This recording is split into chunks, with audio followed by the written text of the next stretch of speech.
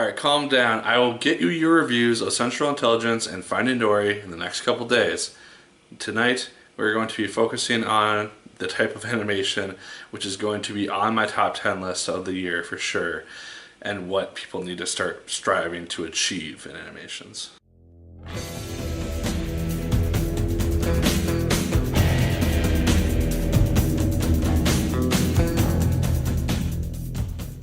Hello once again, watchers of good movies. My name is Nick Pell and this is once again coming from my apartment. Now today we are going to be talking about a film which was out in theaters around March and it just came out on Blu-ray and DVD in the last week or so, and I picked it up and I had not seen it before. I bought it solely on a whim because I'd heard that it's such a good film.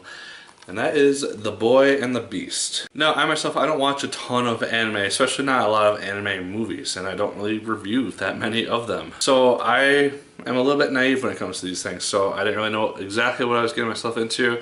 I had a blast watching this movie, and is easily one of the best films to come out this year in America. That's what I'm judging it on, because I know it was out in Japan last year, but judging it on America. So the general story of this film is that this 9-year-old kid named Ren, he finds himself in the land of beasts after a tragic incident happens with his mother and his parents, and he runs away, finds himself in the land of these beasts, and he ends up becoming the apprentice of this bear man creature called Kumatatsu. And that's generally what this film ends up focusing on, is his relationship with this person and him growing both as an apprentice and as a person. And you get to see that character development very, very good, because he starts out as honestly a brat. But it's also understandable in regards to how he reacts to things, because he's a 9-year-old kid who gets thrown into this random world full of beasts and monsters per se, and doesn't know how to react to it.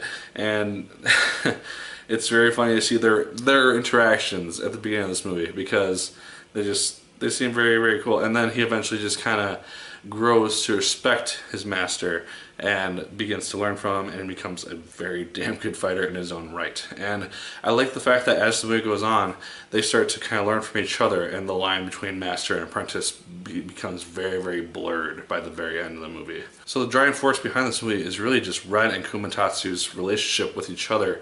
Just seeing him grow from a 9-year-old kid to, I believe, a 22-year-old kid by the end of the film, or a 22-year-old man. And just seeing how that relationship changes, and seeing how just they develop this father-son relationship, because he's basically been the guy's father for 14 some years or so. And it's just a very cool transition to see as you see just this relationship develop between these two characters. Now, the animation for this film looks gorgeous. It is fantastic, and I have very little negative things to say about it, if any. I love seeing it. The little bit of CGI that was used is used very, very well and fits with the art style. And just the fight scenes which happen were the most exciting parts of the film, obviously.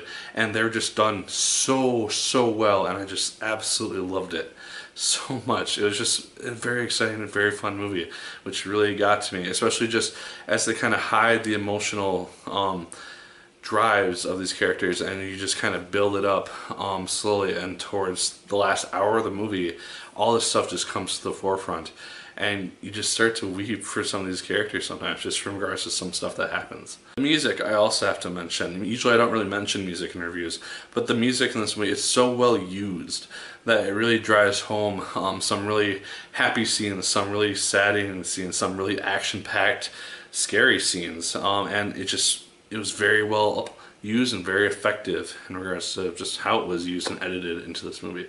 I did feel like there were some plot holes by the end of the film which didn't really get as fully explained as they maybe could have been, or as wrapped up as they maybe could have been. So I would have liked to see just maybe 5 minutes more tagged on to the end, where they could have maybe explained, okay, this is what's going to happen to this character, this character, this character. But it didn't really hinder the movie too much. It's just something that extra that I might have liked to see.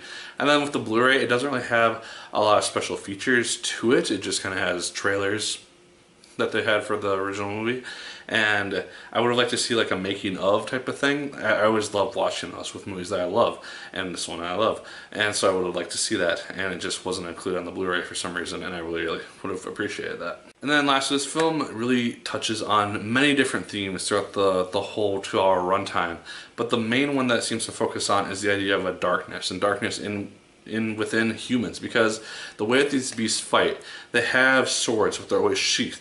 And you are never allowed to draw your sword. And I think it's supposed to be some sort of like an honor or pride thing. It's like, okay, we're gonna fight with these sheathed swords. We do not draw them because we're not intending to kill one another. It's a fight. It's an honorable fight. It's not a fight to the death. And the idea that humans, and if a human like goes to enter the world, they would bring with them this idea of darkness, which they all have within them. And that idea is played out a lot in this movie, and I really did appreciate it because it really delivered by the end. Also, the theme of parents and parentage with the relationship between Ren and Kumatatsu. It's just, you see that within their relationship with this father-son aspect, as well as within other characters.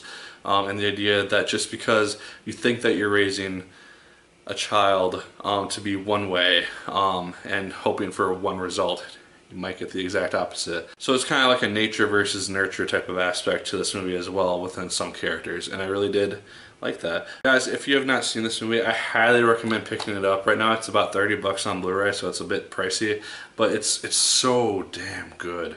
And this is one that I'm probably going to watch repeatedly over the course of the year. Because I just enjoyed it so much. When I finished the movie, I went back and watched a really cool scene just because I loved it so very much, and it's just such a good movie. So check this thing out if you have the opportunity.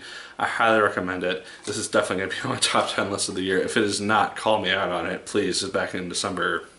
Coming up in December. Guys, those are my thoughts on The Boy and the Beast. Let me know yours in the comments down below. Did you like it as much as I did? Did you hate it more than I did? Let me know. Like, favorite, comment, and subscribe. Once again, if you so choose, I'd appreciate it immensely. Main reviews will be back up on the channel Friday and Saturday and so on as I need to. And as always, my people, my name is Nick Pell, and once again, keep on watching.